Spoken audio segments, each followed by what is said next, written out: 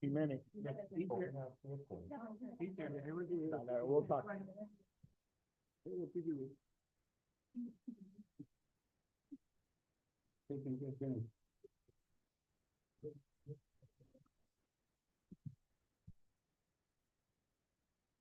Ya, jefe.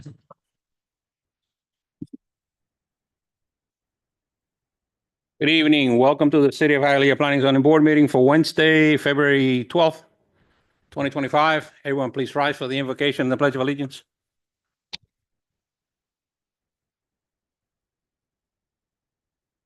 Well, thank you for the opportunity to serve our community today. And please grant us the wisdom to make the right decision for all people that are here today. Amen. Amen. Amen. I pledge allegiance to the Flag of the United States of America and to the republic for which it stands, one nation under God, indivisible, with liberty and justice for all. May be seated. Play ball.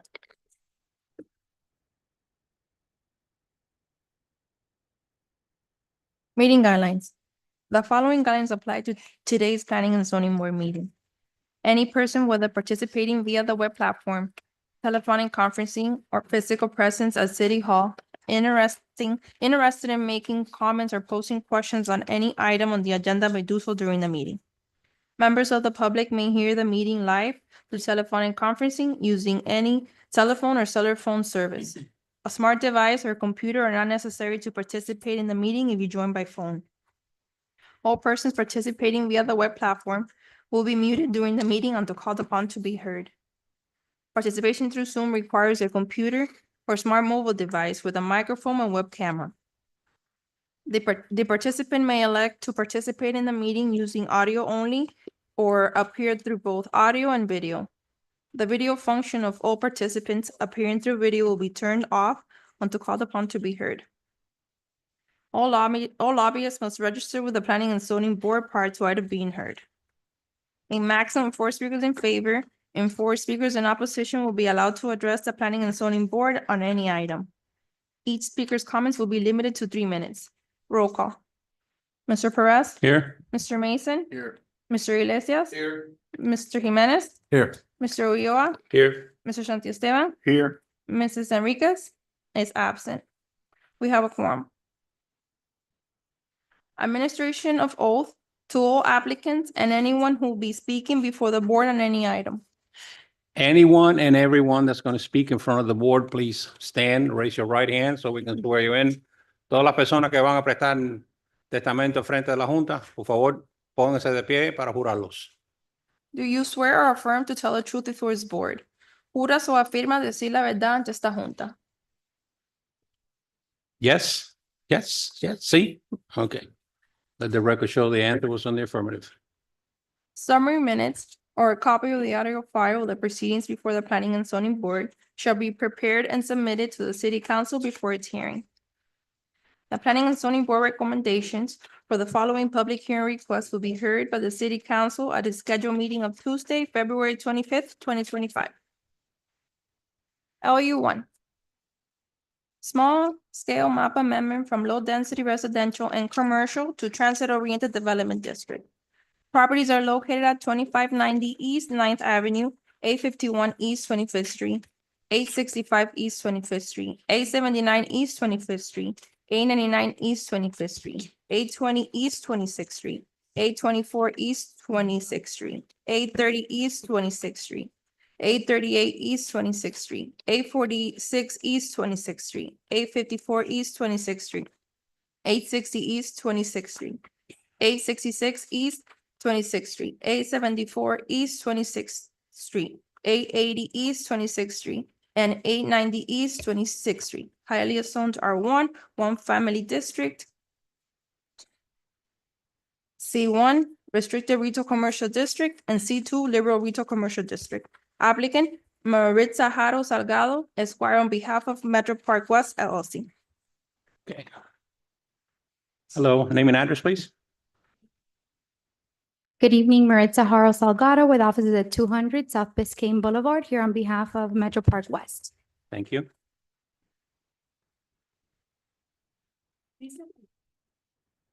This application consists of 16 parcels within a block that is almost the entire block except for remaining parcels that are not part of this application.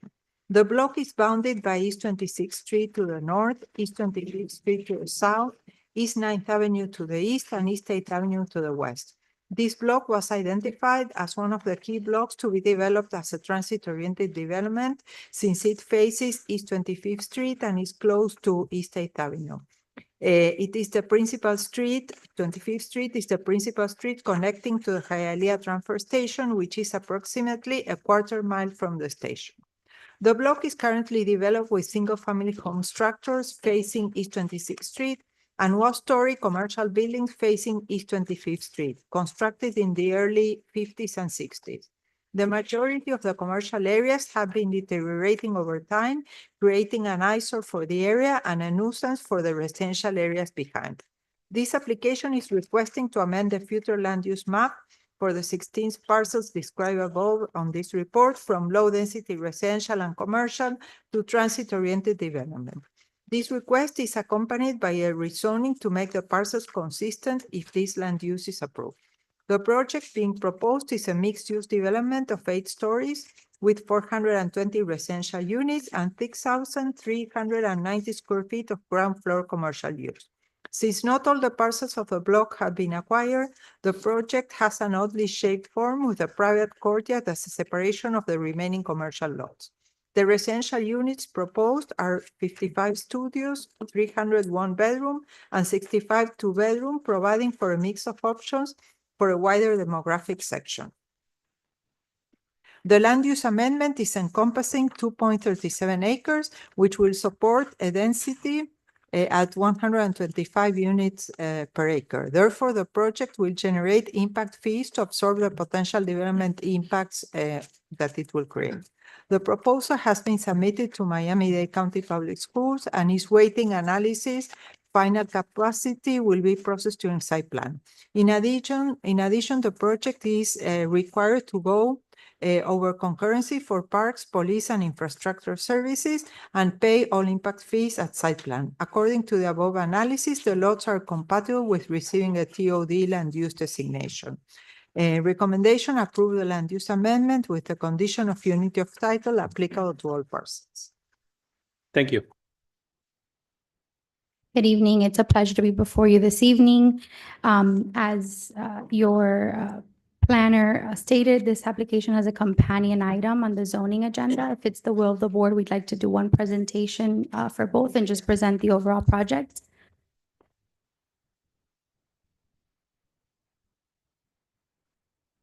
Having technical difficulties. Okay, thank you.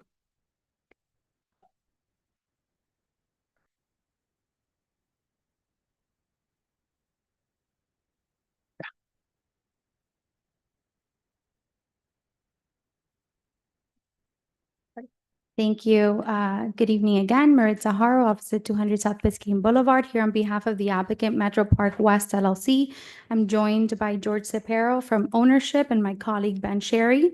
We're excited to be before you again with MG Developers' 5th project in the city's TOD Hialeah Transfer Station District, within walking distance to the Hialeah Tri-Rail and Metro Rail Transfer Station. Slide 2. The property is approximately 3.4 gross acres in size and consists of 16 lots between East 25th and 26th Street and East 8th and 9th Avenue within the Hialeah Transfer Station subdistrict. On the next slide, you can see the property is located just blocks west of the Hialeah Transfer Station and just west and south of 4 other MG developer projects, including Metro Park North, Metro Station, and Metro Station 2. The property also steps away from premier destinations and employment such as Hialeah Hospital, Leon Medical Centers, and Hialeah Park Casino.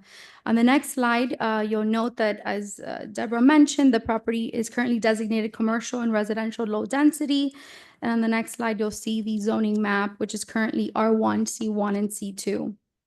As you can see on both maps, the many properties in this area have already been rezoned and land use amended to TOD. On the next slide, you'll see our specific requests, which are a land use plan amendment from commercial and low density residential to TOD and a rezoning from R1, C1, and C2 to TOD. On the next screen, you'll see the existing conditions at the property, which, as your planner mentioned, is currently underutilized with low-scale industrial, commercial-type uses and single-family homes along East 25th Street, which is a major transportation corridor in the city. As I've mentioned, the property's proximity to a high-capacity transit system warrants the intensification of this area, which is what the city sought to do with the adoption of the TOD legislation. On the next slide, you can see the Tri-Rail, Metro Rail map. This is an opportunity to encourage the use of public transit and revitalize the area with a new and modern development. The Hialeah Transfer Station connects with the Tri-Rail system, running from West Palm Beach to Miami International Airport with the county's Metro Rail system, which connects residents from Medley on the west side of the county all the way south to Dayland Station, including stops and employment hubs like the Health District, downtown Miami, and Brickell. On the next slide, you'll see a site plan of the property. The project proposes parking in the interior of the property with a habitable liner of the units throughout. The project also proposes to activate the ground floor with commercial and retail uses, along with providing a courtyard, a private courtyard for enjoyment of future residents, and over 4,000 square feet of private amenity space. On the next slide, you can see essentially a table of the development program, which consists of a mix of studios, 1 and 2 bedroom apartments with a total of 420 units and 6,390 square feet of commercial space on the ground floor. The proposed height is 8 stories, which is compatible with the developments recently approved in this area. And finally, we're proposing 472 parking spaces where 471 are required. As part of this project, the applicant is committing, on the next slide, to provide a community benefit in the form of a $25,000 contribution towards the city's Hialine initiative, which aims to revitalize and activate over 5,000 linear feet of underutilized Metro Rail space within the city. On the next couple of slides, you can appreciate renderings of the property from the south and from the proposed project. And this project, along with the others that have been approved in the area, will attract young professionals and empty nesters who are seeking housing with amenities in close proximity to a high-capacity transit system. Approval of these applications will advance the city's goals to create a pedestrian-friendly, transit-oriented development neighborhood. And with that, we respectfully request your approval and are available to answer any questions. Through the chair. Thank you. Go ahead. Just a quick question. Yeah. In that slide that we're seeing, is that house, there's like a little house that seems to be outside? Yes, that is a holdout parcel. We're still negotiating and trying to acquire it. As I'm sure some of you may remember, we've been before you before with a project similar to this, and then we come back a couple months later once we are under contract with any remaining parcels. And that's the same idea here. Okay, so in the rendering, like, are you just gonna build around it or? Currently, yes, that's the plan. All right. Thank you. I have one question. Obviously, you're still gonna maintain that, the gas station there and the, what is that, the quick service store? For now, yes. Right. The For quick- yeah. now, yes. We ideally, like the other MG projects, we'd like to acquire the whole block Mm. For consistency. But as of now, yes, those are the only parcels under contract. Okay. All right. Any comments or questions? And one last question. So even if you don't own that, we cannot designate it that TOD? No. Yeah, Because in the code, it says that to designate TOD, you should come with a plan and present what you're going to do. And also you have to commit to do the project within a certain amount of time. so like, let's say they acquire it later on, then they have to come They, back yeah, for that little and piece. that, they know that happened already. Yeah. to them. Yeah, Yeah, unfortunately. yes. Yeah. Got it. To the chair, Yes, sir. the sewage is compatible, everything, because I didn't hear that part. The what? The sewage for that area, we're good. Yeah. The pumps? Yeah. Yeah, they just, Well, they go through a process that is the concurrency and site plan review process, and that is review, it goes to DERM, it goes to water and sewer, so if there's no concurrency, they cannot build.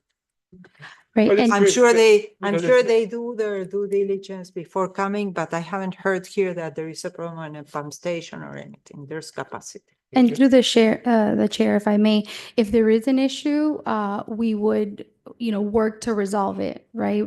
Any required improvements, so to ensure that there's capacity, to Deborah's point. I can tell you that about, don't quote me on the time frame, but I'm going to say about 3 years ago, possibly 4. They did some major renovations on that, the lift station on 9th Avenue and 35th Street roughly.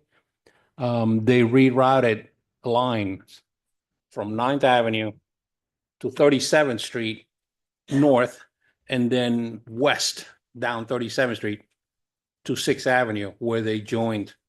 They put a force main to the main. The only reason I'm asking is because there's a lot of buildings going up there and, those pipes. If you know, go so if much. there's no capacity, they won't be there. Yeah. There's no way. That's like the phase 1 is to go through concurrency and site plan review. And if that is not approved, sometimes they have everything approved and they don't have DERM approval or FDOT approval. They cannot continue until that is. Okay, But I can tell you for sure because they destroy my driveway for months at a time. And when they put that force main from the lift station on 9th Avenue all the way to 6th Avenue, so. Okay. Anyone else? Anyone in the audience? Anyone in the electronic audience? Okay, closes the part of public hearing. What's the pleasure of the board? Motion to approve. Second. So we have a motion by Mr. Jimenez, second by Mr. Iglesias and Mr. Santiesteban. Mr. Mason, yes. Mr. Perez. Yes. Mr. Santiesteban, Yes. Mr. Ulloa, Yes, but try to get out the other little part of the corner, that little, We're on it. It looks a little odd, but yeah. Mr. Jimenez, Yes, of course. Mr. Iglesias. Yes. Item has been approved with conditions. Thank you. they have the same issue with the project just to the east of that, where the one little dealer in the corner is holding out. Yeah. Yeah. But did you ever see that house in? In the Coral Gables? Yeah. in the old hotel? Yeah. The guy's still there. Oh, yeah. No, that hit the news for a long time. Remember that corner will be the Apple store. Remember. I hate the No, dealer? I'm saying. that. No, hey, listen, That's that'll- my wish list. your wishes may just come true. Which corner? The corner that you're talking about right now, where the? The corner with the. corner with on the what was it, automotive 10th? views. 10th and 25th, where the little car dealer is. That'd be nice. Yeah. Apple store? Maybe fruit? An Apple Yeah, store or okay. an Apple storage. Oh, okay. Well, that closes the part of the land use meeting. We're going to go ahead and start up the regular planning and zoning meeting. Item number 1, approval of planning and zoning board summary agenda of January 29th, 2025 as submitted. Motion to approve. Second. So we have a motion by Mr. Ulloa, second by Mr. Mason and Mr. Santiesteban. Mr. Perez. Yes. Mr. Ulloa, Yes. Mr. Santiesteban, Yes. Mr. Jimenez, Yes. Mr. Iglesias, Yes. Mr. Mason. Yes. Item has been approved. A written decision and resolution will be prepared and presented for review to the city council. The city council is authorized to affirm with conditions or override the decisions by resolution. After the resolution is adopted, contact a member of the city clerk's office to obtain a copy of the final decision and resolution. Upon your receipt of the final decision or resolution, contact the building department to obtain your required building permit. Summary minutes or a copy of the audio file of the proceedings before the Planning and Zoning Board shall be prepared and submitted to the City Council before its hearing. The Planning and Zoning Board recommendations for the following public hearing requests will be heard by the City Council at its scheduled meeting of Tuesday, February 25th, 2025. Item number 2, closing, vacating, and abandoning for public use a portion of the right-of-way located on East 27th Street, east of 11th Avenue, and west of the railroad tracks. Applicant Maritza Haro Salgado Esquire on behalf of Metro Station 2, Propco LLC, and Metro Station LLC.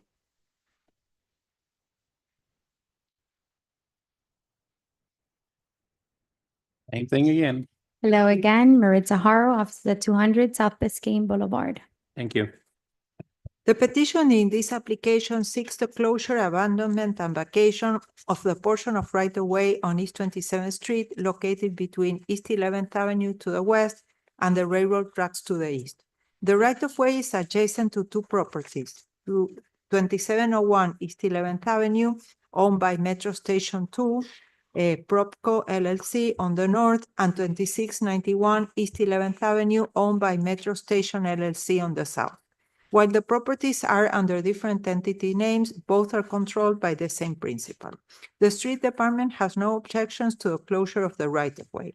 A letter of no objection has been received from AT&T and Comcast, who have no objections with the condition that a new easement is established to ensure service to the properties.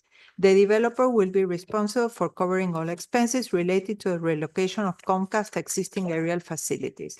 However, utility letters from FPL, Florida City Gas, and the City of Hialeah Public Works Department are still pending.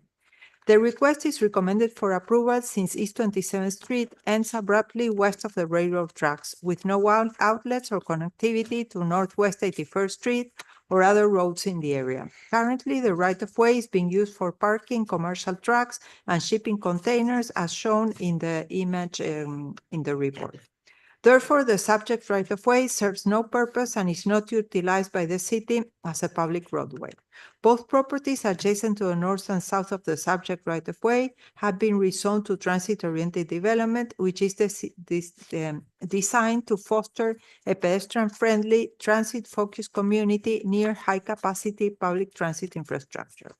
The applicant proposes to enhance the right-of-way upon its closure with the idea illustrated in the report that you received. This right-of-way closure will be repurposed to create an entry drive for the Metro Park Station apartment building, while also serving as a multifunctional space. It will function as a third space, accommodating outdoor plaza-style events and activities organized by the building administration.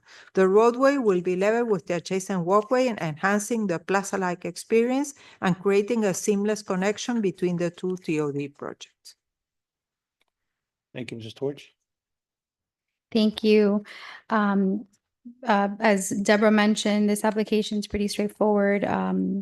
It's to vacate a portion of the East 27th Street right-of-way that dead ends into the Tri-Rail tracks. I have a brief presentation with additional renderings. Approval of this application will allow the creation of a pedestrian-friendly community open space consistent with the city's vision for the transit-oriented development district known as the Hialeah Transfer Station Subdistrict. On the next slide, you can see the boundary of the Hialeah Transfer Station Subdistrict in blue, and the subject right-of-way is in yellow, just a block north of the Hialeah Tri-Rail I Station. didn't say. On the next slide, Okay. as you'll see in yellow, in red, the subject right-of-way is a portion of East 27th Street, located east of 11th Avenue and west of the Tri-Rail tracks. Notably, the subject right-of-way ends abruptly just west of the train tracks, providing no outlet or access to other local roads. The applicant owns the properties abutting the subject right-of-way to the north and south, both of which have been approved to be developed with mixed-use residential and ground floor commercial in accordance with the TOD regulations. On the next slides, you'll see the project that's been approved to the north, and on the next slide, you'll see the one that's been approved to the south. And in the next couple slides, you'll see the proposed plaza that the applicant seeks to create by the vacation of the subject right-of-way. The goal is to beautify the area by providing the plaza area along the north and east with lush landscaping, outdoor furniture for residents to enjoy, as you'll see in the next couple slides.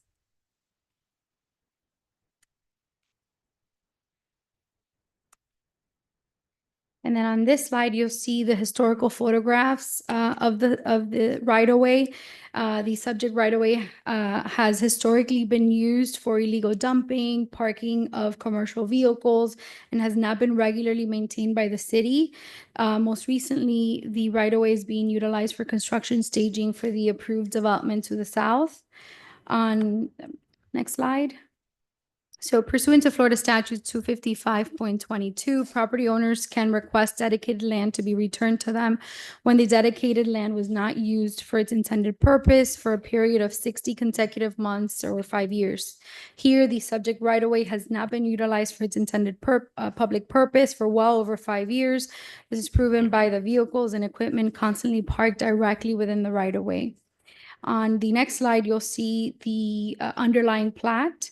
And pursuant to the language on the plat, the subject right-of-way was dedicated by the north and south property owners, the petitioners in this application. And additionally, the plat provides that all owners reserve reversionary rights of all streets, avenues, and alleys whenever they are discontinued by law.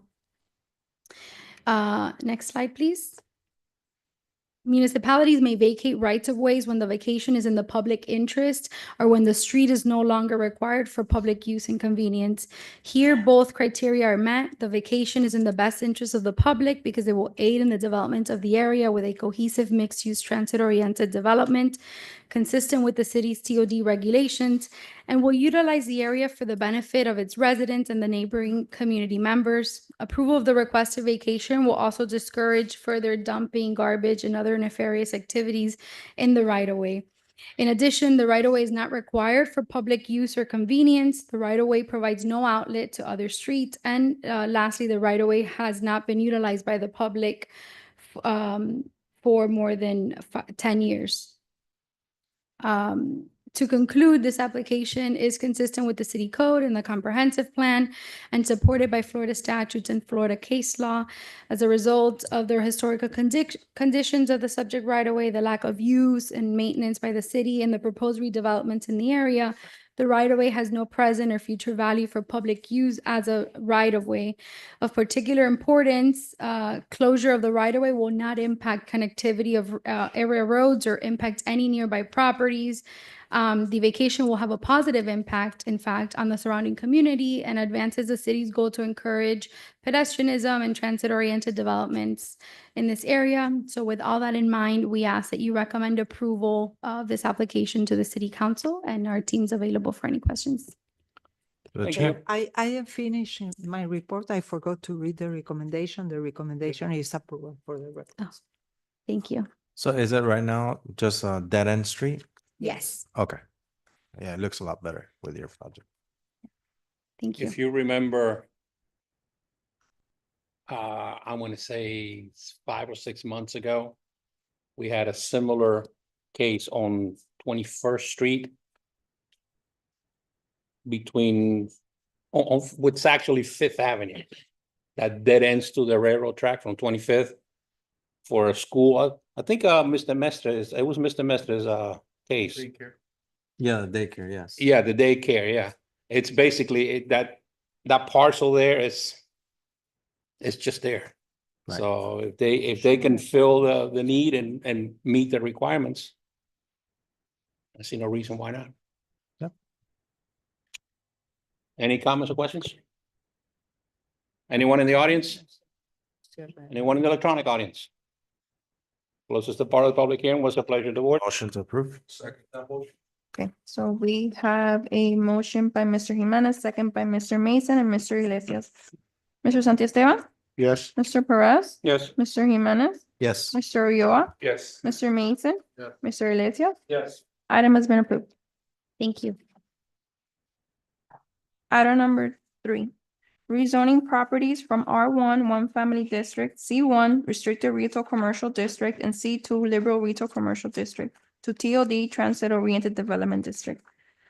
Properties are located at 2590 East 9th Avenue, A51 East 25th Street, A65 East 25th Street, A79 East 25th Street, A99 East 25th Street, A20 East 26th Street, A24 East 26th Street, A30 East 26th Street, A38 East 26th Street, A46 East 26th Street, A54 East 26th Street, A60 East 26th Street, A66 East 26th Street, A74 East 26th Street, A80 East 26th Street, and A90 East 26th Street. Highly zoned R1, one family district, C1, restricted retail commercial district, and C2, liberal retail commercial district.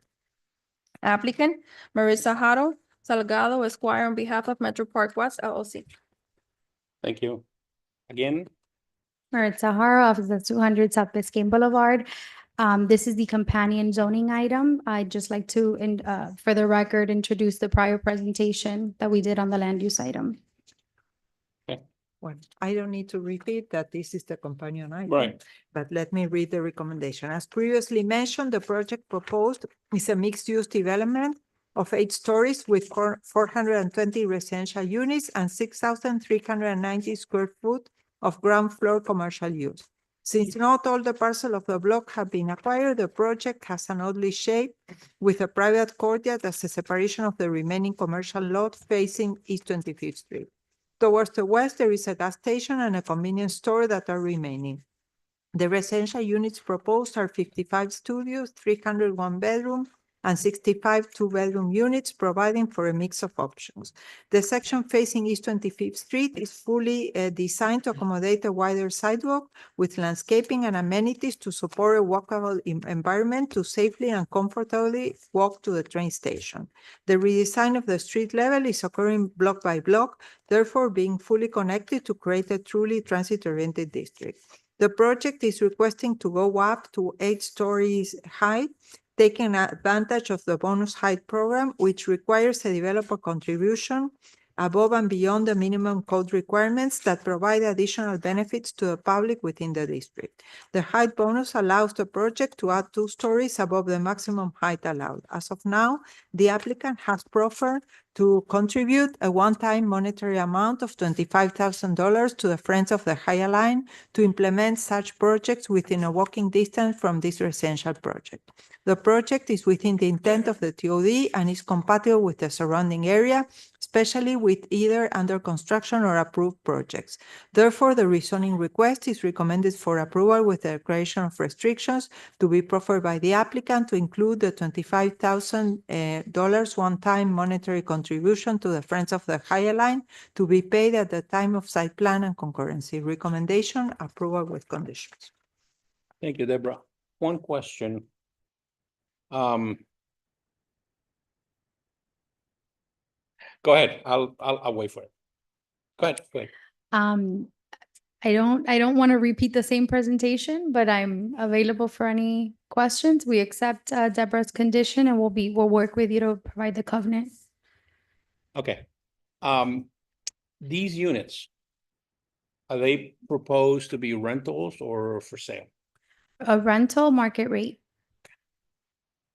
We All right. had, the other day, there was groundbreaking of one of the buildings there, and we went to visit the one that is almost completed, and they are beautiful, the units. Have we thrown in the towel as far as getting some affordable? We are working, remember that we had a land use amendment to increase the density for affordable housing. So it will come soon for What approval, is for it? adoption. MAI, MIA, or MAI? AMI. AMI. And then afterwards, once that the land use is approved, will come with a new regulation that will be for mixed affordable units. Like you will have extra density in some areas, not in the TOD. You can go from 70 to 100 units per acre, but the commitment that some of the units need to be affordable at 60. There is like a different percentage. I don't want to say because I don't remember exactly, but some at 60, 80, a good mix. That's something that we feel strongly about. And it might be to your benefit to bring up your client or bring him up to speed that we do look forward to having some of that, Okay. you know. Yeah, workforce is like 120 to 140 AMI. That's, this project is market rate, but definitely, I know that there's other developers in this area that may be considering live local, which you get the same incentives as the DOD, and then maybe some impact fee reductions from the county. Some other options that have been brought up is giving and I'm just throwing this out you. I'm not suggesting it. I'm not imposing it on you. The workforce concept, allowing the first responders, police, fire, city employees, what have you, getting them some kind of a discount or you know, priority. first Okay. bid, if you will. You know, a little bit food for Absolutely. thought there. Understood. Yeah, thank you. That, I'm good. that's right up your alley, right? I love that. I think that idea. All right, any more comments or questions? Huh? Oh, well. Somebody got to do it. He knows us already. Yeah. That's the thing. He cuts through the cheese. He just goes straight to. All right, comments or questions from the audience? Anyone, electronic audience? All right, what's the pleasure of the board? Motion to approve. Okay. Now, we do have some conditions on this, right? Yeah. Yes. 25,000. Okay, so we had a motion by Mr. Jimenez, second by Mr. Iglesias. Mr. Ulloa, Yes. Mr. Santiesteban, Yes. Mr. Perez. Yes. Mr. Mason, Yes. Mr. Iglesias, Yes. Mr. Jimenez. Yes. Item has been approved with conditions. Thank you. Through the chair. Yes, I noticed she has item number 7. Like, she does. shoot, Okay. instead of making her wait. Well, okay. I'm just saying, because I mean, she's done all her items. Yes, has one. Is it the same? No, it's something. It's a different I project. will continue the. Okay. Yeah. if you don't It's mind, fine, yeah. not a problem. Thank you for trying. I Appreciate it. tried. I know she's a lawyer, and you know, as a fellow lawyer, I know time is money. Yes. Well, there are other. Item number 4. Well, you know how it is when you make $900 an hour, you know. So item number 4, rezoning properties from R1, 1 family district and R2, 1 and 2 family residential district to R33, multiple family district. Special use permit to allow the expansion of the neighborhood business district overlay in relation to a proposed development including 40 residential units. Variance to allow 28 units, 70% with total area of less than 700 square feet, or 700 square feet is the minimum required, and only 25% of the residential units may have a minimum area of 500 square feet. Allow front setback of 5 feet where 10 feet built to line are required. Allow rear setback of 5 feet where 15 feet are required. Allow 42 parking spaces where 50 parking spaces are required. Allow 14.7% pervious area where 30% is the minimum required. And variance to allow partial waiver of minimum landscape requirements through landscape mitigation as per section 98-2235. Properties are located at 4935 East 8th Avenue and 4955 East 8th Avenue. Hialeah zones are 1 family district, and R2, 1 and 2 family residential district. Applicant Felix Asarte, Esquire, on behalf of JEC Property Holdings LLC. Felix? Good evening, Mr. Chairman. Felix Asarte with offices at 3250 Northeast First Avenue. I'm here on behalf of Mr. Cueto and his family and the corporate entities that own this property. This property's been owned by his family for many years. It's the vacant site that's right off of the June Road, right by the Pollo Tropical. It's on the east side of the road.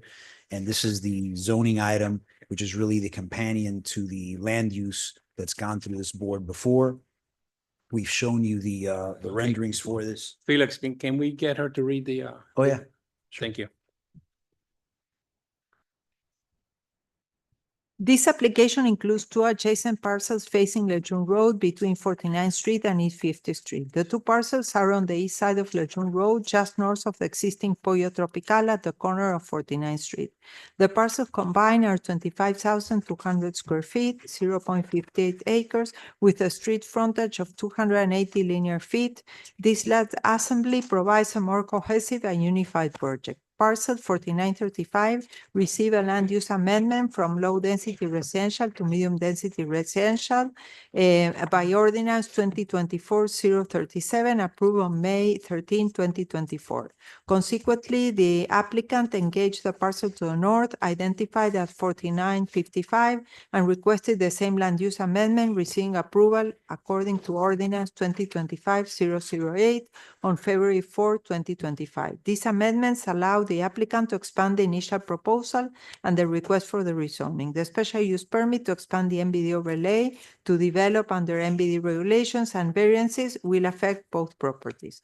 The project is a three-story building, including 40 residential units with 28 one-bedroom units and 12 two-bedroom units, with an active ground floor with a fitness center and the leasing management office.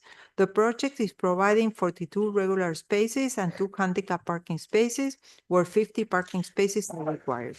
The parking count is proposing 1 parking space per residential units. The plans and letter of intent include tandem parking at 12 parking spaces, doubling the parking spaces. However, the city code does not allow for tandem spaces to be provided. Therefore, the project is short of 6 parking spaces and is requesting a parking variance. The project is also requesting variances relating to the unit sizes and to the front and rear setbacks. The 28 one-bedroom units provided vary in size from 643 square feet to 670. The size difference is minimal compared to the overall unit sizes within the building. The front setback minimum requirement is 10 feet and the project is providing 5 feet. The reduction is only affecting the front area occupied by the fitness center, the leasing office, and the mailing room, which is placed in the center of the building. In addition, the rear setback minimum requirement is 15 feet, since the project is adjacent to low-density residential, and the project is requesting a reduction to 5 feet. However, the reduction is only affecting the 2 egress staircases placed at each end of the building, because in the center, the building is recessed with balconies no closer than 13 feet from the rear property line. The building design and placement of spaces have been well thought out and reflect an interesting building composition. Even though the elongated lot shape makes it difficult, the proposal has been able to provide a good quality design.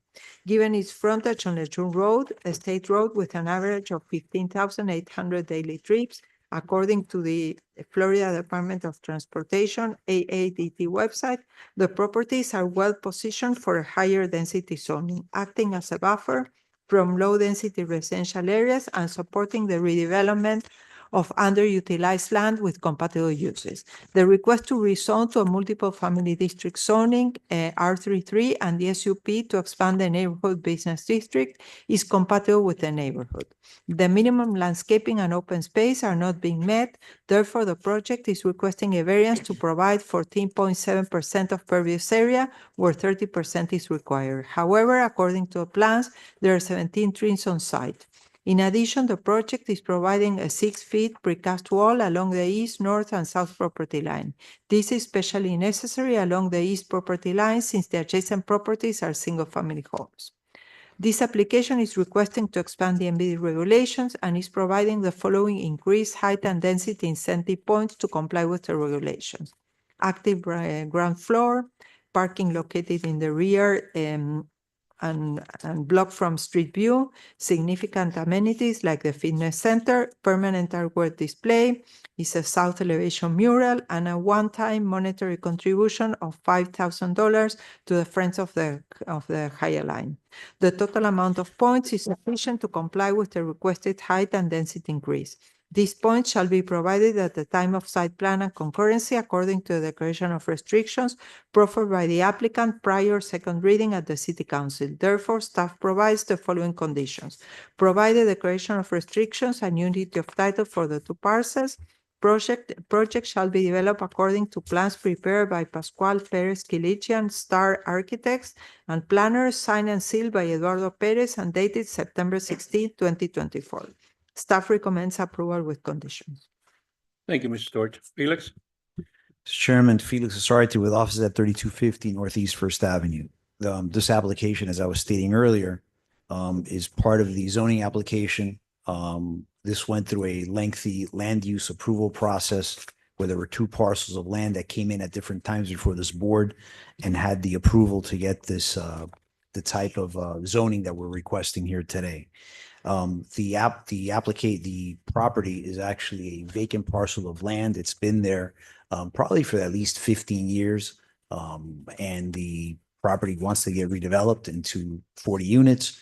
I don't know if you can see some of the elevations for the property, but it's something that's compatible to the area. It's next to a Pollo Tropical.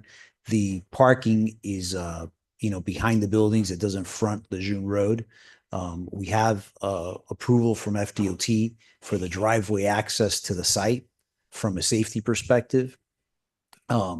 We have a good mixture of units on the site. We've provided a fitness center as an amenity to the future property owners that are on the site. And we'd like your approval. We have staff support and we would comply with their conditions. Thank you, Felix. I do have one question. Go back to. See, no, I want to see some more renderings. Okay, yeah, that, I think there might be some renderings in. Let me go through. You want to see if Pollo Tropical with No, no. your window. no, no, I'm just concerned as to the access to the building. Obviously, it's going to be only from northbound Lejeune, right? So if you're heading southbound, are you required to, I don't know if that's a state road. I don't think they make a road cut. Not for this number of units. No, you would have to go around and go Yeah, back they up. will Go have to around, They won't let make you a have turn. right. a So break in the median. So you're strictly restricted to access on the east side of Lejeune / northbound only. So if you're heading southbound, say from, Yeah, whatever. from you're coming from Opalaca, correct? right, Yeah, so you would you'd have to drive past the site. so you would have to either turn before at the light, go around 9th Avenue and come around, Sure. or, Right. okay, Or you- that's, Or you would go past, go past and, yeah. 49th Street and then. I come don't think you around. want to make a Yeah. U-turn on 8th Avenue, so. Yeah. So I mean, in reality, when you have, it's all right in, right out movements, which I think makes it quicker in terms of an interruption from Right. traffic. So you keep things moving a little bit more fluidly. Yeah, it's just that I was pretty sure that they weren't going to allow you to do a road cut, a left turn lane on No, Lejeune. I don't think it's very close to the corner and It's that's close to the line. Yeah. intersect. Even though you have, You have yeah. a car wash and. right, even though you have 50th Street there on the west side, that Mhm. dead ends on Lejeune, Mhm. it would be perfect if you could cut through, but anyway, I'm just daydreaming. All right. Comments or questions from the board? To the chair. Yes, sir. Is there another building going up next to you guys, or is this that? No, no, your it's mic this one. It's No, this it's one? this one. Because Yeah. they came before and then they acquired this other parcel. They came for the land use amendment Yeah. and now they are coming for the rezoning. All right. Yeah, you thought it looked familiar, right? Familiar, but it's Yeah. the same, it's the Yeah, same. it's the Yeah, same. yeah. Okay, anyone else? Anyone in the audience? Anyone in the electronic audience? All right, what's the pleasure of the board? Motion, What condition? your condition Motion for what? to approve. Sorry. Second that It's motion. important that you follow up on Yeah, that. yeah, I know, I know. Second that motion with condition. We Okay. have a motion by Mr. Santiesteban, second by Mr. Iglesias. Mr. Jimenez, Yes. Mr. Ulloa, Yes. Mr. Iglesias, Yes. Mr. Mason, Yes. Mr. Perez. Yes, Mr. Santiesteban, Yes, item has been approved with conditions. Thank you. Item number 5, rezoning properties from R3 Multiple Family District to R33 Multiple Family District. Special use permit to allow the expansion of the neighborhood business district overlay in relation to a proposed development including 176 residential units. Variance to allow 80 units, 45% with total area less than 700 square feet, or 700 square feet is the minimum required, and only 25% of the residential units may have a minimum area of 500 square feet. Variance to waive for building mass and building frontage development standards. Allow rear setback of 12.2 feet where 15 feet are required. Allow 12.2% pervious area where 30% is the minimum required. And variance to allow partial waiver of minimum landscape requirements through landscape mitigation as per section 98-2235.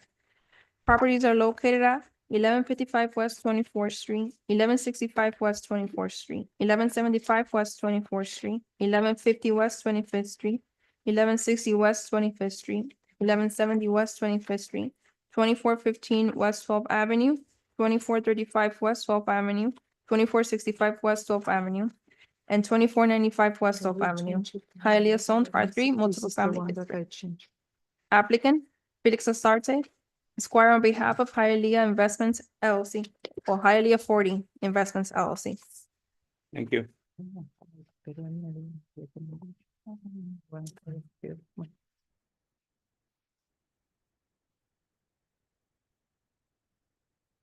Give me one second. You can identify yourself where you're at. Felix Asarte with offices at 3250 Northeast First Avenue on behalf of Hialeah 40 Investments LLC and the Soria family. Thank you, sir.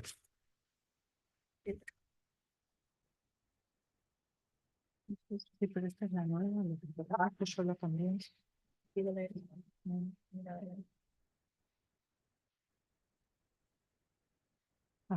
This is, yes. You probably have an old recommendation because we changed it, so I will read the updated one. This application encompasses 10 parcels bounded north by West 25th Street and south by West 24th Street, and bounded by West 12th Avenue and east by West 11th Avenue. These parcels are located toward the west half of the block. The 10 parcels are being assembled to form a unified parcel of 1.82 acres, and currently each individual parcel is developed with quadruplexes for a total of 40 residential units developed in 1967, each constructed as 4 one-bedroom units.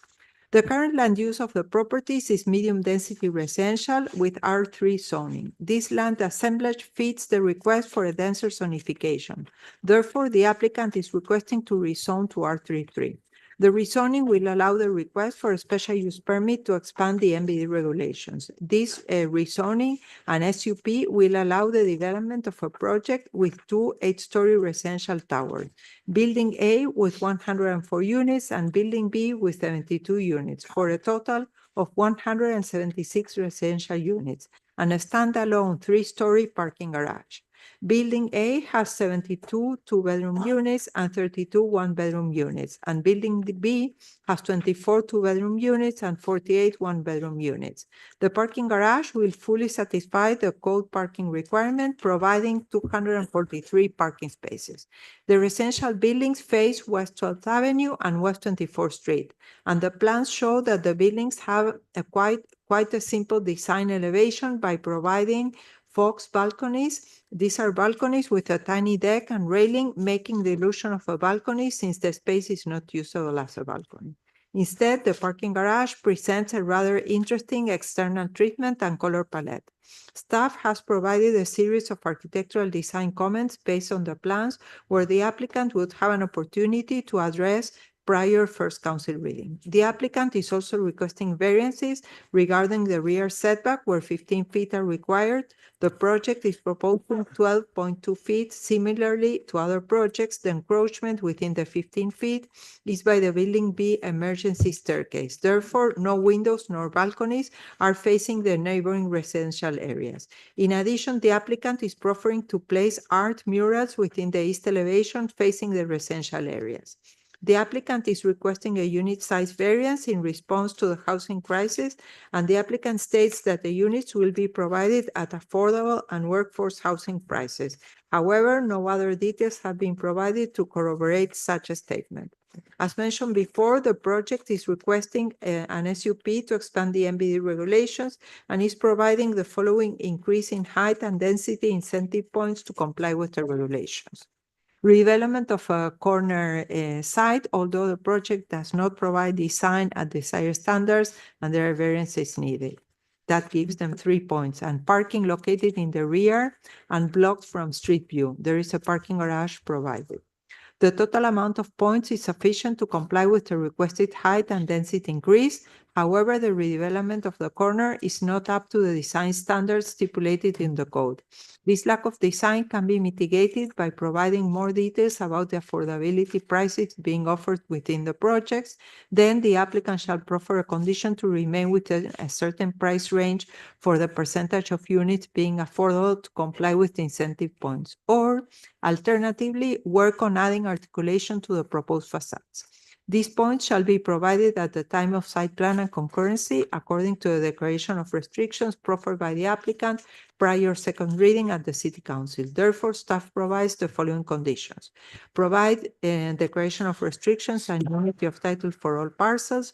Provide the list of rental prices and the percentage of units offered at affordable and workforce housing at the Hialeah price range, or alternatively, improve facade design, adding articulation. And projects shall be developed according to plans prepared by Acebal Juembes Fontana Design Studio, LLC, signed and sealed by Javier Acebal, dated May 12, 2024.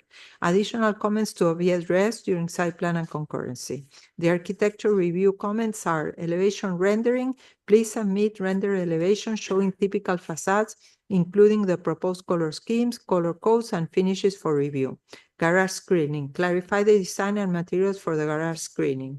Will the parking garage design language reflect on the building's architecture? Will there be coping at the top of the parapet? Will there be eyebrows over the top floor of the balconies? On the elevations it is shown, but on the renderings it's not. What will be the treatment done to the first floor sliding glass doors into a parking lot? Will there be a landing or perhaps some patio space? The landscape review comments are a detailed plan list, including sizes for trees, palms, shrubs, ground cover, lawn, and other plantings is missing. Please provide this for review. There is no landscaping at the base of the buildings to soften their visual impact on the site. The landscape legend is incomplete. It should specify which elements fulfill mitigation requirements and clearly indicate whether plants are native, ornamental, or otherwise categorized.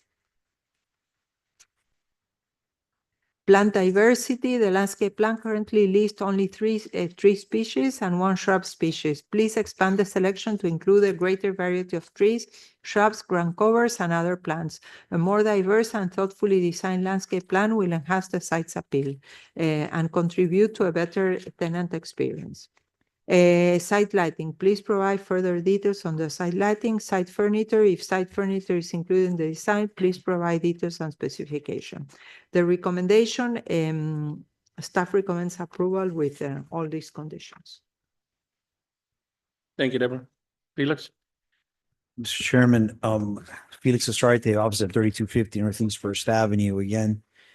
This application that's before you, there are currently 10 fourplexes on this property that were built in the 1960s. Truthfully, this would be a big improvement to the site that's there. You're going to have a building that has a parking garage and covered walkways to access the buildings. The building has a mural. It's got screening on the parking garage, and it's going to be, I believe, certainly something that's value added to that neighborhood. You're going to provide a better type of housing, a better quality of housing, better quality of life to the people that are there. And, you know, in essence, it's an upgrade to the existing structures that are there. The owner of the property is the one who's going to be building and maintaining and running this property. And he has many properties and shopping centers here in Hialeah. As you can see, there's various you know, murals and abstracts that they've incorporated into their design. And, we would comply with staff's conditions and, meet with staff to add whatever enhancements they believe that would be necessary. But, we believe that, the fact that we've separated these two buildings, we've created a parking garage with screening certainly is different than the way many, buildings are done in the area. And we think it's an improvement. Thank you. Thank you. This is where those brownish looking, orange looking buildings are, right? The Yeah. complexes. Yeah. Yeah. I remember I had some nightmares over there when I was working. Anyway, comments or questions? Through the chair. Yes. Well, Felix, what are you doing? You're tearing it down and doing something new? Yeah, exactly. Yeah, okay. we're gonna tear it down and then and do a new building. Okay, cool. Yeah, 2 towers and the parking garage in the center. All right.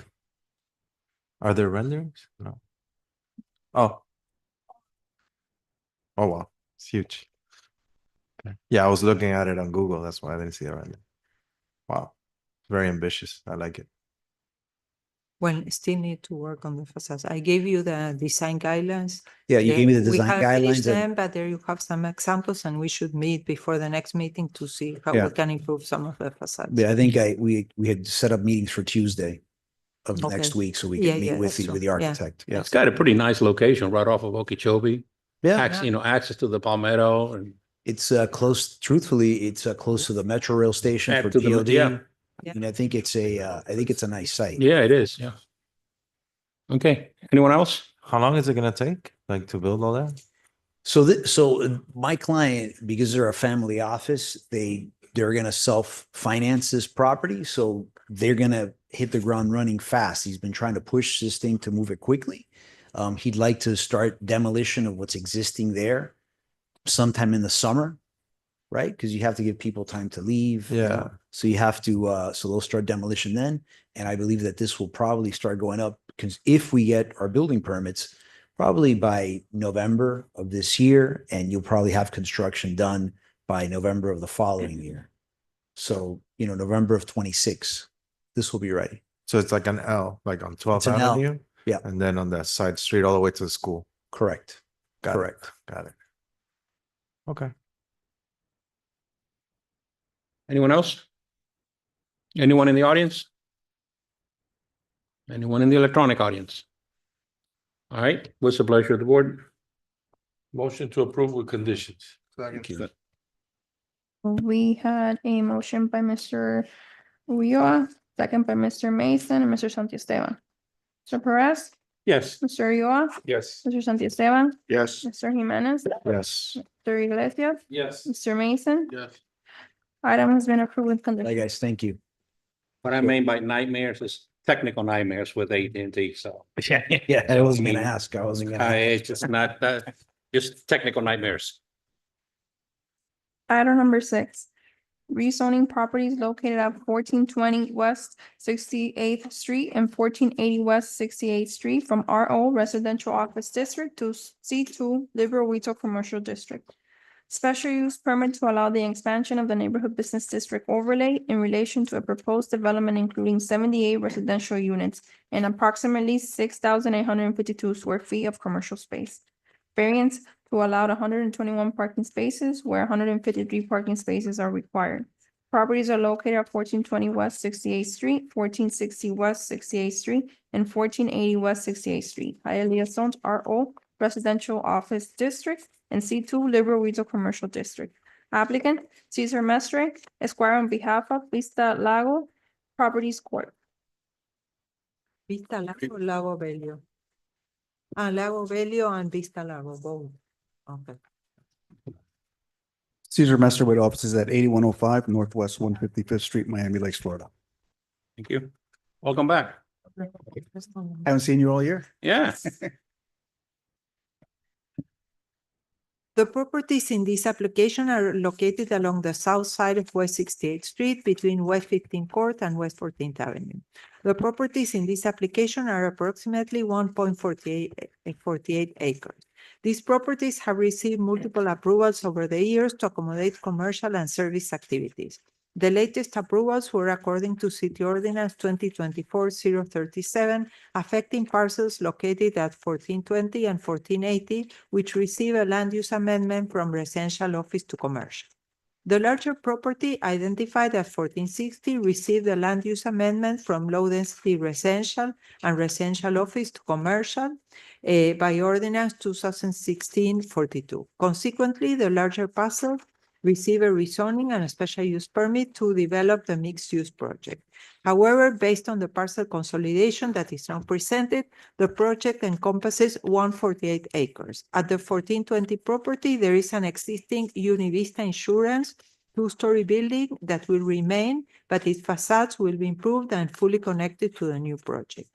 Diego, you probably remember this is the Belio property. I remember it perfectly. I mean, I can see it right now. The 1460 property is currently vacant and the 1480 has an existing one-story building that will be demolished to accommodate the new project. This land assemblage allows the development of a project with a 5-story building with 78 residential units and 6,852 square feet of commercial space on the ground level. To accomplish such a project, the applicant is requesting to rezone the remaining parcels from RO to C2 and requesting a special use permit to expand the MBD regulations to the consolidated property. In addition, the project is requesting a parking variance. The project's residential component includes 7 studios, 44 one-bedroom units, and 27 two-bedroom units for a total of 78 residential units. The commercial component includes 4,600 square feet of commercial on the first floor and 2,200 square feet on the second floor. The commercial component requires 28 parking spaces where 153 are required, therefore requiring a variance. The applicant has submitted a shared parking analysis stating that the Medical and Wellness Center will mainly operate with a private transportation service, dropping and picking up customers within the interior designated drop-off and pickup area in the first floor parking garage. The project also shows tandem parking. However, this parking arrangement is not permitted by the code, and the driveway's extra width will be necessary to accommodate the pickup and drop-off in such a way that parking and circulation does not get blocked by the transportation vehicles. The proposed 121 parking spaces will provide 1 parking space per residential unit and will leave 43 parking spaces to be utilized by the commercial component that requires 28 parking spaces at their operation hours and by the residential units after business hours. The most sensitive aspect regarding parking is the drop-off and pickup of customers. The applicant shall be proffering a restriction that this operation is only to be performed at the designated drop-off and pickup area within the interior of the parking garage, and that none of the transportation vehicles will be parked or stopped for any amount of time along the adjacent residential streets, including but not limited to West 15th Court and West 14th Avenue. The hours of operation of the commercial component and maximum number of employees shall also be stipulated. As mentioned before, the project is requesting a special use permit to expand the MBD and is providing the following increase in height and density incentive points to comply with the regulations. A mixed-use building, parking located in the rear and blocked from street view, significant amenities, fitness center, swimming pool and playground, permanent artwork display, garage wrapped by linear building, residential lobby, with 500 square feet or more, improved with high quality materials, public open space at the rear and east side of the property, improved with benches, lighting, and garbage containers. The total amount of points is sufficient to comply with the requested height and density increase. These points shall be provided at the time of site plan and concurrency according to the declaration of restrictions proffered by the applicant prior second reading at City Council. Therefore, staff provides the following conditions. Provide a declaration of restrictions stipulating hours of operation of the commercial component, number of employees, and a parking management plan. Remove the tandem parking spaces and restrict the drop-off and pickup of customers to only the interior drop-off and pickup area. Proffer that no transportation vans will stop or park in the neighboring residential streets. and the project shall be developed according to plans prepared by Caimares Martin Architecture and Engineering Design Incorporated, signed and sealed by Nidia Cardona, and dated December 11, 2024. Provide unity of title for all parcels. Recommendation approved with condition. Thank you, Mr. George. Mr. Mestre? Thank you. As you said, this is the, what we all know as the Bayo property. That's been before you a couple of times. As you can see on the slide, the one on the right side nearest to you shows the two-story building that's there.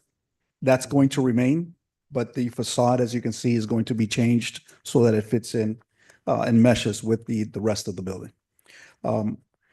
Last year in 2024, you approved the land use change for 1420 and 1480 from RO to commercial. At that time, when I came before you, I told you that it was going to be an 8-story building. We know that the city council had some comments regarding that, and they went back to the drawing board. So the project that you see now is only 5 stories. So it was reduced considerably in height. The other lots had been approved for land use change back in 2016. So right now, the entire parcel, the almost 1.5 acre property has a commercial land use. Next property, next slide. Lago Bello, which is what they're calling it, residences, seeks to provide the residents of Hialeah with 78 units of high quality, centrally located housing along a major transportation corridor. 68th Street, as we all know, is a very busy road, and it's less than half a mile from the Palmetto Expressway. And obviously, if you come over to the east side, you'll make it over to 12th Avenue, go up or down to all the major roadways. They are proposing 100% workforce housing at 120 AMI. Additionally, they're going to, since the owner of the building is in the medical business, they're going to provide health services through the construction of Univida Medical Center, which has offices in different parts of South Florida. A little more, next slide, a little more about Univida. It's a medical center and leading healthcare provider dedicated to offering comprehensive and compassionate medical services to the community. Its mission is to improve health and well-being of the patients by delivering high-quality, accessible, patient-centered care in Pembroke Pines and elsewhere. So what are we trying to achieve? Next slide. We're here today asking you to rezone the remaining lots from RO to C2, Liberal Retail Commercial District, recommending a special use permit to expand the neighborhood business district, and for a parking variance we're providing 121 spaces, and we're required to have 153. They're also going to have the wellness center and the medical center on site, along with the apartment units. The apartments are going to be 78 units. 7 are studios of about 540 square feet. 27 are 2-bedroom, 2 baths, ranging from 827 square feet to about 880. And you're going to have 44 1-bedroom units, 1 bath, ranging from 790 square feet to about 900 square feet. You're also going to have 6,852 square feet of commercial space located on the first and second floors.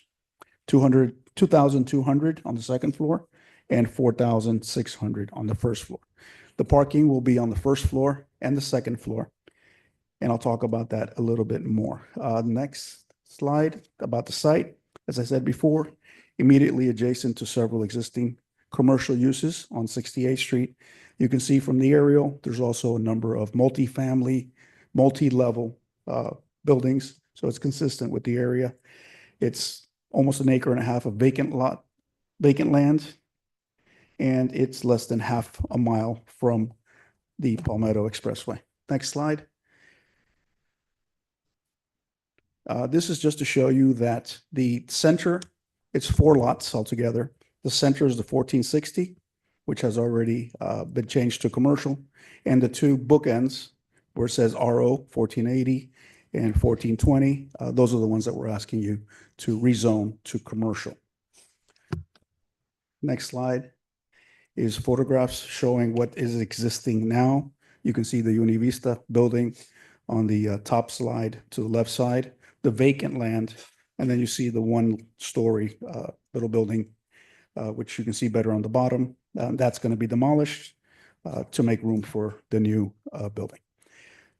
Next slide. Going to be 78 workforce housing units. As I said before, 6,800 square feet of medical and wellness center. The parking, which includes the tandem parking, and I'll talk about that a little bit more, and a nice pedestrian promenade that's going to be made for the back lake area so that the folks can come and walk around there. Next slide. The benefits for the community, obviously an increase in the workforce housing inventory, improvements to the public infrastructure, sidewalks, landscaping, access to health services in the surrounding neighborhood and community, increase in employment and economic development. Next slide will show you where the building will be located, right off of 68th Street, closest to it. Parking will be to the south. It'll be blocked off. You're not going to be able to see it. And then you see on the bottom what we're calling the tandem spots.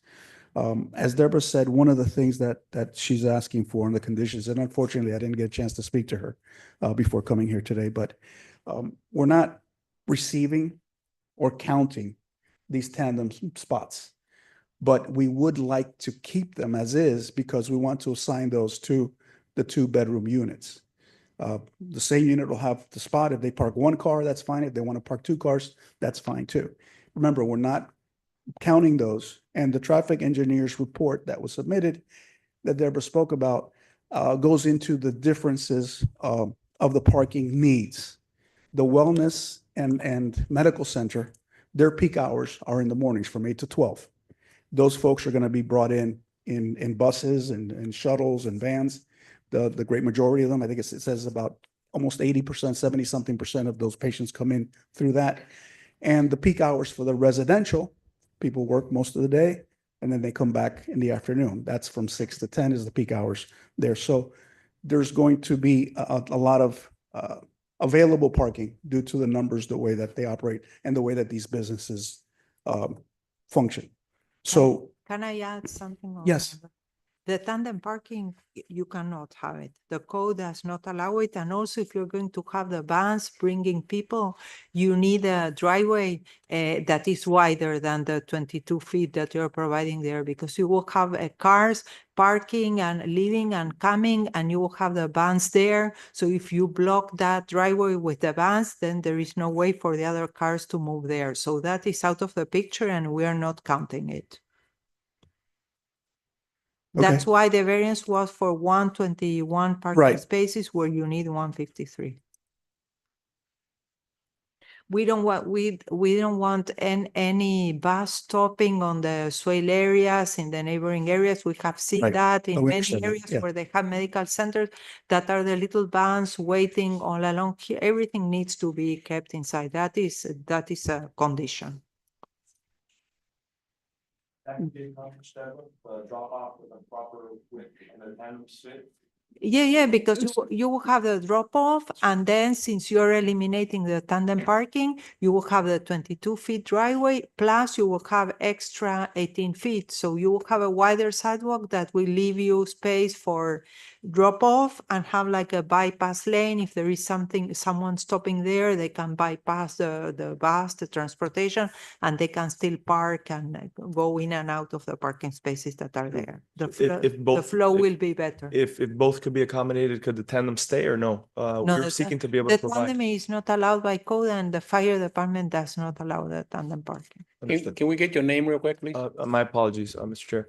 Jose Cueto, 850 Northwest 42nd Avenue for the record. Would you mind repeating that question over there? So Yes, the question was if the tandems could be preserved if the necessary drop-off pickup area was configured in the fashion that the director mentioned. That was the question. Thank you. Thank you. Thank you, Mr. Maestro. So I guess as the representative has stated, they will accept that condition. That's not a problem. Okay. Next slide just shows a rendering of the property on 68th Street. Next slide shows the rendering from the other vantage point. And the next one shows the walkway in by the lake, as we told you. And the next one shows an overview of the rendering as well. What I would like, Deborah, if you don't mind, because the recommendations that I received are a little bit different. Apparently, there was some editing done before I got here. If you can repeat the conditions, I want to compare it with what I have here because I think there was something. Okay, and let me see. I have the unity of title, which is not a problem. I have the removal of the tandem parking spaces, Yes, a restricted drop-off and pickup of customers only to the interior drop-off and pickup area. I have enter into a parking agreement to the city's satisfaction if the parking or vehicle-related activity is negatively affecting the right-of-way or surrounding private property. yeah, you're missing two things. To stipulate the hours of operation of the medical use, the number of employees, and a parking management plan. So from which hours, how many employees will park, from what time to what time, the residents that can use those extra parking spaces, at what time they will be able to use them. And then proffer that no transportation vans will stop or park in the neighboring residential streets. Okay, those are Those acceptable. are your own transportation vans, no? Yeah, Right. okay. So the representative and I have said that we will accept those conditions. So we would respectfully ask the board for a recommendation of approval to the council and be happy to answer any questions you may have. Thank you, Cesar. Any comments or questions? To the chair. Yes, sir. Go ahead.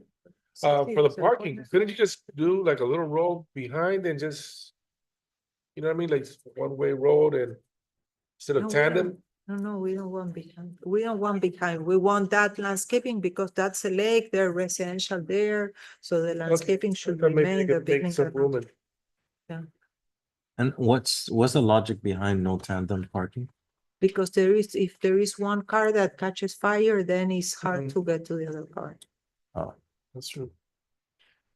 Cesar, I have just a curiosity question here. How far into the lake does your property line go? If it's like most of the lakes in Hialeah, I think it goes to the center of the lake. To the center of the lake, right? Because I remember on the other side of that, there was like a corner development and it was all the property lines were like pie It's a shaped. pie, correct. Yeah, to the, That's, yeah. Well, this is not the case that it goes to the center of the lake. This is well delineated and is before the lake. The lake is common area for all Okay. the residences that are there. We have but- to look at yeah, that in but the they're plan. not planning on doing But anything with it's the not lake at all. that, yeah. there are some that go to the center and Right. part of the lake is there, but this is not the case. Right, yeah. Yeah, I specifically remember, I'm not sure if it was this lake or just behind it, where it was like a corner development. And again, everything was like a pie shape. Yeah, I think most of those in that west area Yeah. are the pie when they develop. them. Okay, just, Actually, you know, through the chair, Yes. through property search is actually a square, it's not the pie. Yeah. And then there's a piece that goes from the property line to the lake, so I don't know if that's like a common area or. well, with this property, it would be square, but I'm It's talking like about, the embankment on. I'm talking where's the about lake. another area. Yeah, I know With it- that it goes into the center. of the- Right, that the street turned and Yeah. there were houses and, Yeah, it goes like that. right, so, anyway. Any more comments or questions? Anyone in the audience? Anyone in the electronic audience? Gotta say it.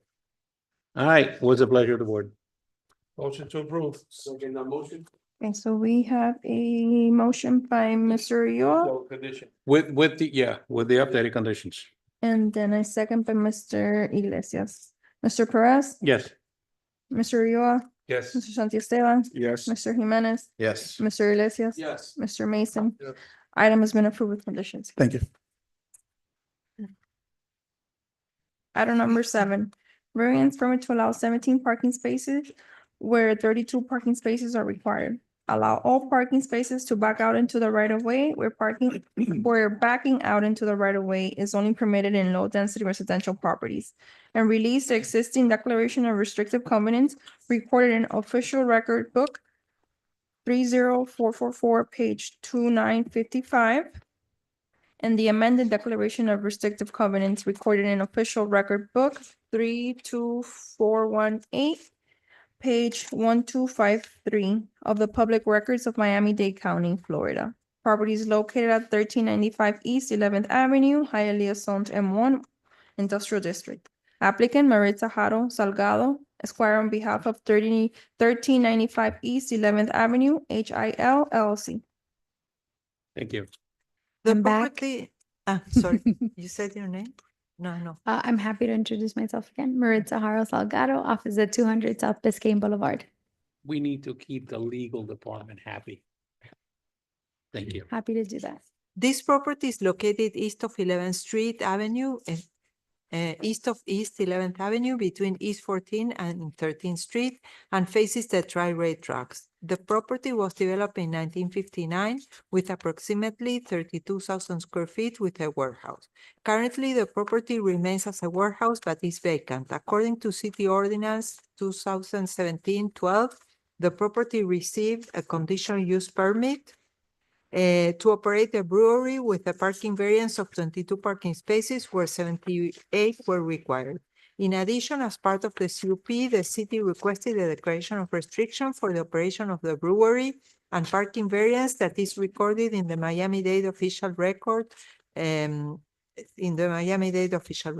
current zoning is M1 and the proposed use of food production and distribution facility is permitted as of right in the M1 district. Therefore, this application is required to provide a lower parking count with only 32 parking spaces required, and the applicant is proposing 17 parking spaces for the industrial operation. To mitigate the parking needs, the applicant is proffering to enter into a parking lease agreement to placate the parking needs. In addition to the parking variance, the applicant is requesting to release the declaration of restrictions recorded in Miami-Dade Official Record Book 3444, page 2955, and the amended declaration of restricted covenants recorded in Official Record Book 32418, page 1253, since these declarations are related to the operation of the brewery. City staff has no objections to the release of these declarations. Staff is requesting a declaration of restricted related to the parking mitigation lease agreement. This declaration shall be presented before the second reading of the City Council to secure the parking mitigation proposal and ensure that no negative parking impacts are imposed on the public right-of-way or neighboring property. Recommendation approval with conditions. Thank you. Richard? Thank you. I have a short presentation. Staff can bring it up. Perfect. I'm here on behalf of 1395 East 11th Avenue, HIL LLC. You are all likely familiar with this property. The next slide, you'll see it's the site from which Unbranded Brewery operated for a couple of years until they closed their doors last summer. On the next slide, you can see photos of the existing warehouse style building, which is approximately 32,000 square feet in size and was constructed in 1959 with 35 parking spaces surrounding the building. On the next slide, you'll see the property is currently designated transportation and utilities, and it is zoned M1. The property is also within the Leah Overlay District. On the next slide, you'll see the property was historically used as a warehouse until 2017 when Unbranded Brewery secured a conditional use permit or CUP to allow the brewery use at the property. Similar to this application, the CUP application also included a variance to allow 22 parking spaces when 78 were required. a similar variance to allow the back out parking into the street, and a waiver of the landscape requirements. In connection with that CUP, as Deborah mentioned, the prior owner entered into a declaration of restrictive covenants, which required the provision of 47 off-site parking spaces, as well as restricted hours of operation, and required the provision of a police officer during certain events. In 2021, the then owners came back before this board and the council to amend the declaration to modify the hours of operation. So on the next slide, you'll see we're before you today seeking to revert back to a warehouse type of use. The applicant proposes to use the property for a food production and distribution facility as permitted as of right in the M1 district. In order to accomplish this, the applicant is requesting a variance to provide 17 parking spaces where 32 are required. A variance to allow the existing backout spaces to remain, and release of that declaration of restrictive covenants, which was very specific to the brewery use and is no longer applicable to the proposed use. On the next slide, you can see the site plan with the existing spaces. On the next slide, you can see the warehouse is approximately 31,448 square feet, which requires 32 spaces due to various modifications done to the property and those original spaces prior to the applicant's acquisition.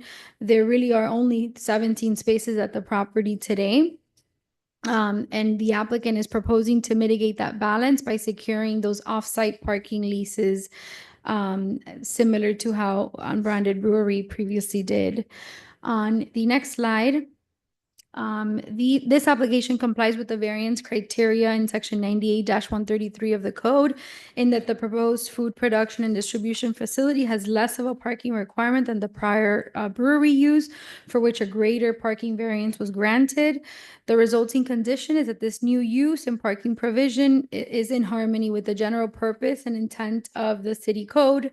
The proposed use as a food production and distribution facility is also consistent with the comprehensive plan and the existing zoning for the property. As I've mentioned, the property's parking has been modified throughout the years by prior owners and tenants. So granting this variance will allow the applicant to enjoy full use of the property consistent with that existing M1 zoning district. As such, approval of these variances will provide substantial justice and will not be contrary to the public interest. And lastly, the granting of the requested variances will not adversely affect the use and development of the neighboring properties, because the proposed use is permitted by right, and the applicant will, as I've mentioned, secure those off-site parking leases. Similarly, pursuant to paragraph 6 of the Declaration of Restrictive Covenants, we're seeking release of the existing declarations, as they are no longer applicable. Approval of this application will allow the property to be used consistent with its historical zoning designation and will support a growing business in the city. So with that, we respectfully request your approval, and we're available for any questions. Thank you.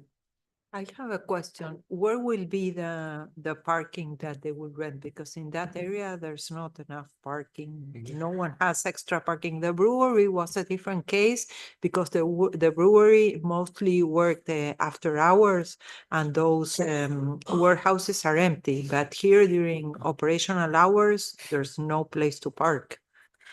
My understanding is that they have secured, and I don't have that information like in front of me, but we'll definitely work with you to get it to you, that they've already preserved 15 spaces from those prior leases that the brewery had. So I can get the exact location of those. Okay, because that needs to be part of the declaration, because what the declaration. code says is if you are proffering that you're giving spaces somewhere else, when those spaces are gone, then the variance is gone. So we should make sure that That we that have. is something that will stay there and be there. Okay, absolutely. We'll confirm the location of the spaces and we'll share the lease agreements Okay. with you. Thank you. Comments, questions? Chair, Yes. what are your hours of operation going to be there? Because usually food manufacturing, because you're gonna be preparing food, I take it for, like a Yes, commissary. it is food preparation. I don't have the exact hours of operation right now, but it would comply with the code requirements. Because some of these food preparation areas work like pretty early in the morning, like 4 or 5 o'clock in the morning, and they close down in the afternoon too, so. A lot of the employees are gone by 12 o'clock is what I've seen, because I work with a lot of them. Would be good to have more detail of. Maybe like an food operations preparation because plan. We have the case of Absolutely. the food trucks, which is not a good example, so we don't want to repeat that, so. Yeah, I hope it's not that type of food preparation. John, you're talking something similar to like the lunch trucks that they come No, in no, and no, no. they, The lunch trucks is a mess. I've seen that Yeah. on 25th Street. Right. had that That's issue. that's what I'm We saying. want to I avoid I that. hope What I'm it's talking not about that is kind it's of a food food preparation. preparation for like No. restaurants like Suviche. Mhm. They have a commissary. But those guys that come in at 4 o'clock in the morning, they make their food by 10, 11 o'clock, the trucks are out and taking it to the restaurants, and that by 12, that place is empty. yeah. No, the food, That's like restaurant. yeah, the lunch trucks are a mess, but Yeah. for the most part, they do come in real early, load up and get their stuff and they're out before daybreak. Yeah. For the most part. For food preparation, unless Yeah. it's something else that you're doing over It there. is something else. It's a food production and distribution facility. So the idea is to prepare, package the food there, and then it would be transported somewhere else. Okay, I don't want to speak to the hours of operation because that's a great point, and we're happy to work on an operations plan to provide to Deborah in advance Is to it the city affiliated council. with Superior Snacks, which is right next door? No, Superior Snacks makes cookies and cakes. And they just purchased a building right next to you. I service them too, and there, like you said, at that time, there's no parking. It literally is parking. it's good.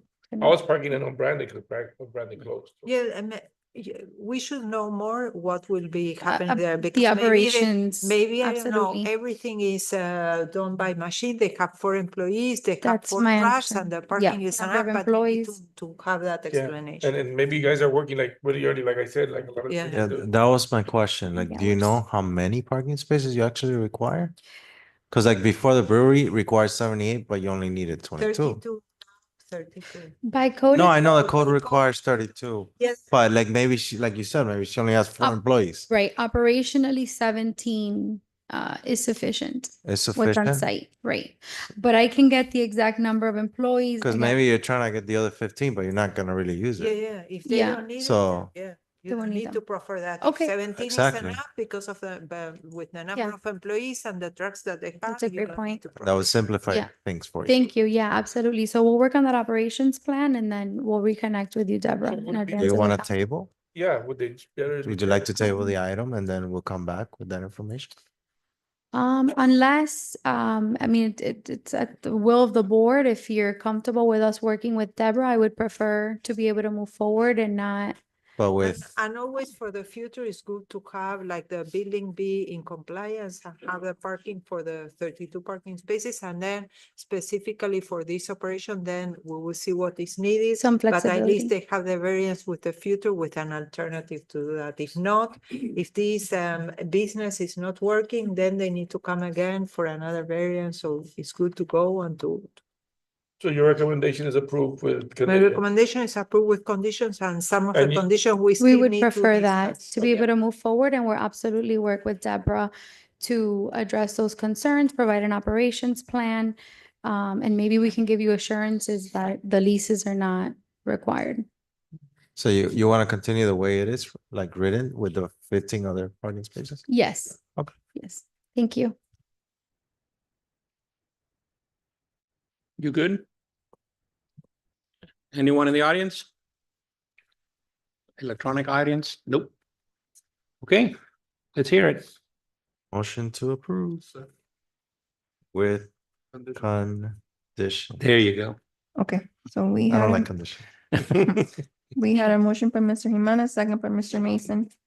Mr. Iglesias, Yes. Mr. Santiesteban, Yes. Mr. Jimenez, Yes. Mr. Ulloa, Yes. Mr. Perez, Yes. Mr. Mason. Yes. Item has been approved with conditions. Thank you. Have a great evening. Yeah, that recommendation to table was just maybe giving you better opportunities. Yeah. To the council, yeah. Right. Hey, congratulations. Item number 8, special use permit to allow the expansion of the neighborhood business district overlay Right. in relation to a proposed development including 18 residential units. Variance to allow 12 units, 67% with a total area of less than 700 square feet or 700 square feet is the minimum required, and only 25% of the residential units may have a minimum of area of 500 square feet. Variance permit to allow interior west side setback of 10 feet where 15 feet are required. Allow 3.7% of pervious area where 30% is the minimum required.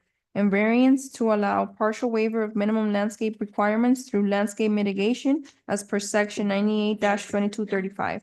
Properties are located at 167 West Sixth Street and 175 West Sixth Street, Hialeah zoned R3D, multiple family district. Applicant, Manny Reos, architect on behalf of 167 West Sixth Street LLC. Good evening, Manny Rose Architect. I haven't been in a while, but I'm coming back. 18501 Pines Boulevard, Suite 342, Pembroke Pines, Florida.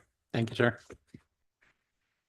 This application encompasses 2 parcels located on the north side of West Sixth Street between West Second Avenue and West First Avenue. The parcels were developed in 1953 as a one-story quadruplexes. The 2 parcels are identical and identified as 167 and 175, each having 6,750 square feet with a 50-foot frontage. This assemblage allows for a compact and better designed product, providing for a 100-foot street frontage. The property, identified as 175, has open code violations for work without permit, and both properties have not been kept up to minimum standards. This application is requesting a special use permit to expand the neighborhood business district regulations.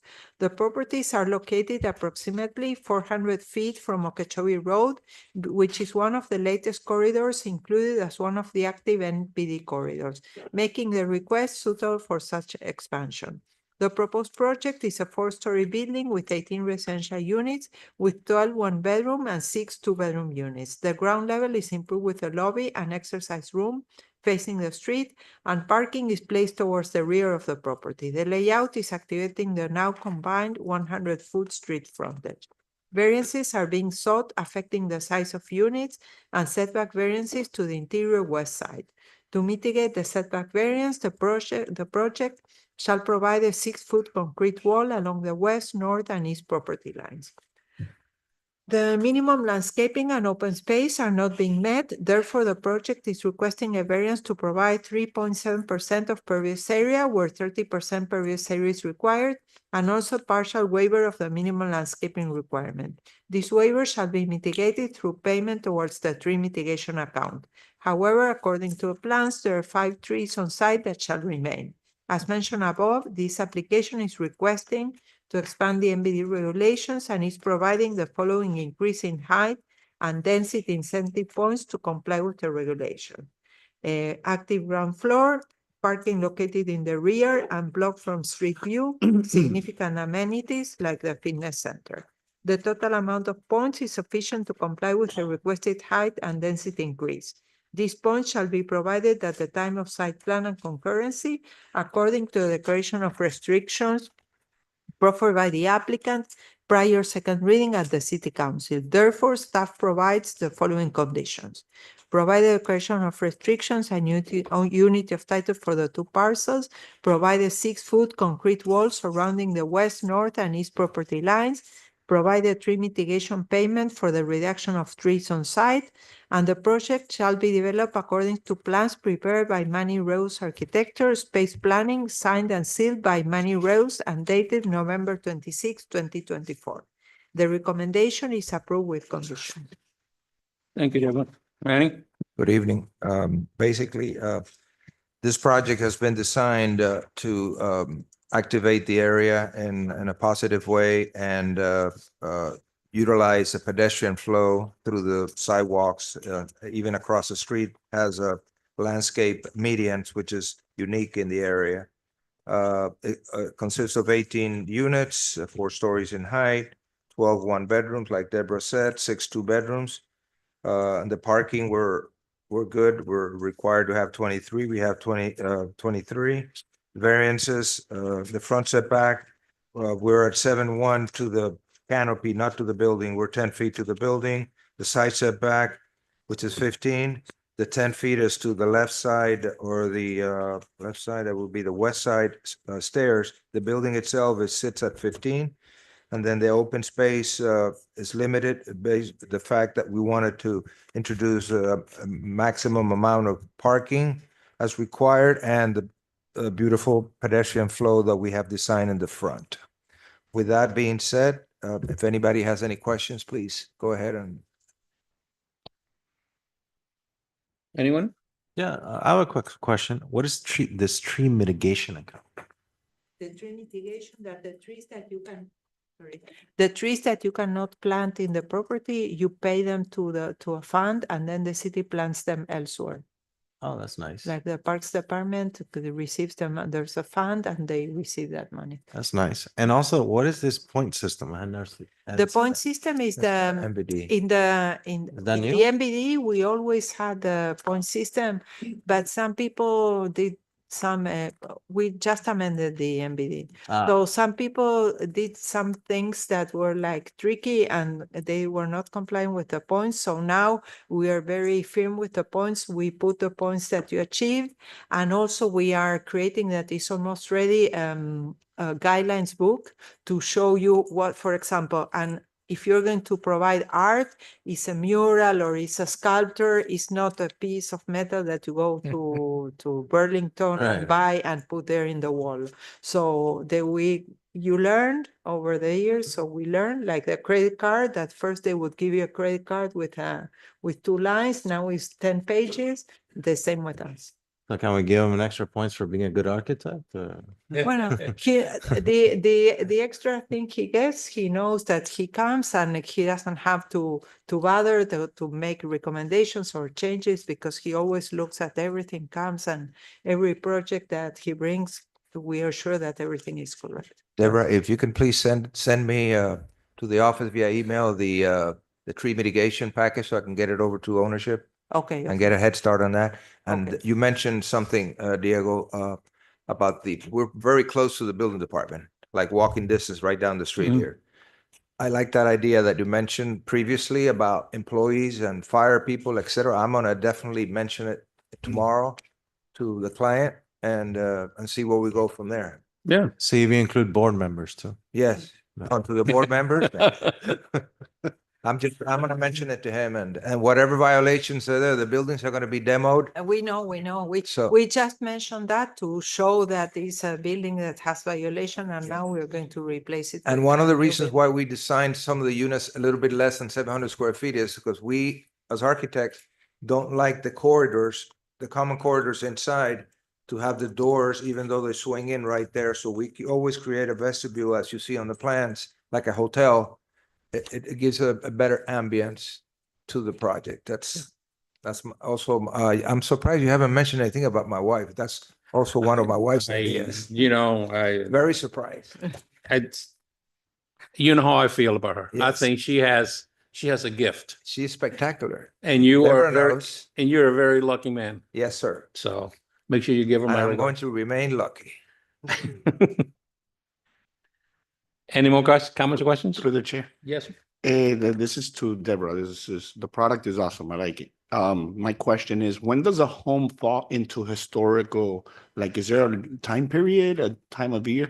It's nothing with his, but I see next door, there's an actual house that's actually from the It's a time 1930s. period that you have those properties, Miami County has a list of properties that were built before 1929. Okay, And then I think that it has to be like 40 years ago. It's not, I will be historic, you will be historic, Diego will be historic. So, but the designation of historic, you propose it and the owner has to accept okay. because it comes with some benefits and also Okay. some responsibility. Yeah, because I see one of the houses there that, We If know I- we are historic. If I may add something before you all vote, I got to meet some of the people that are actually staying in the buildings. And I felt bad because I didn't know that they were whatever. So again, I'm gonna talk to the owner. And I don't know, Deborah, if that's something that if we have a building and there's people there living and they don't even know that they're gonna be demoed.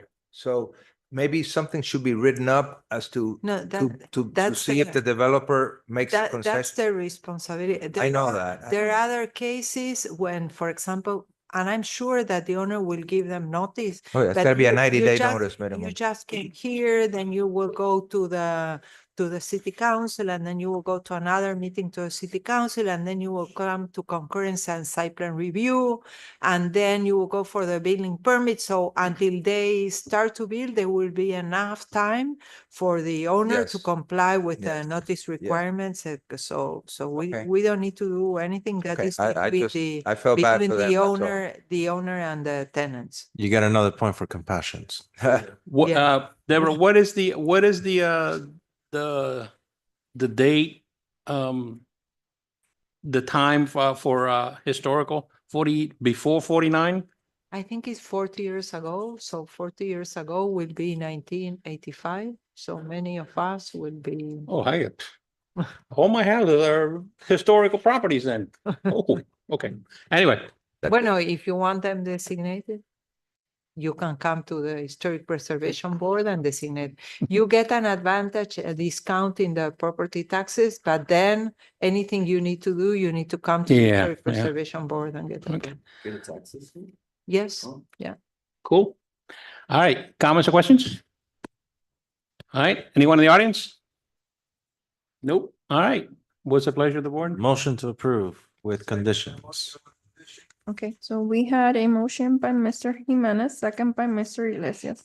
Mr. Santisteban, Yes. Mr. Perez. Yes. Mr. Jimenez. Yes. Mr. Ulloa, Yes. Mr. Mason, Mr. Iglesias. Yes. Item has been approved. Mr. Jimenez, to answer your question about tree mitigation, the money goes to that guy back there. No, it doesn't go. Thank He's you. the tree man. Thank you very much. Thank you. Okay. Miscellaneous items not requiring advertising. Item number 9, tentative plat of Nexus Leah. This is one of the properties that is in the TOD. It's the one that is east of the railroad tracks and on the south side of East 25th Street. So the Department of Water and Sewers here delineates all the facilities that are there. They have no objections. They said if there is a change of use, of course, there will be a new building. It's a permit and DERM are required. Fire department, police department, parks and recreation and planning unit has no objections. Streets department does not oppose the tentative plat. However, for the final plat to be approved, a detailed off-site plan for East 24th Street must be submitted for review. So the recommendation is approval. All right, comments or questions? All right, it's the pleasure of the board. Second. So we had a motion by Mr. Iglesias, second by Mr. Santisteban. Mr. Ulloa, Yes. Mr. Santisteban, Yes. Mr. Jimenez, Yes. Mr. Mason, Yes. Mr. Iglesias. Yes. Mr. Perez. Yes. Item has been approved, subject to comments. Item number 10, old business. Okay, no old business. Item number 11, new business. Just one question. Yes. Is there any way that maybe we could do this in a digital format instead of all this wasteful paper? Have you ever thought of that? 'Cause we must be spending a ton of money on this. They don't pay for it. We They do. don't pay for that. The applicant submits. The applicants, the copy. Somebody pays for it. Okay, I thought maybe they could get digital. Applicant. I Okay, thought so. Kenny paid for that. New comments. I would like to thank Deborah for this wonderful hack. So. Well, I'll tell you one thing, you're definitely rubbing it in. You know that, there you go. All right, if there's nothing else going on, meeting's adjourned.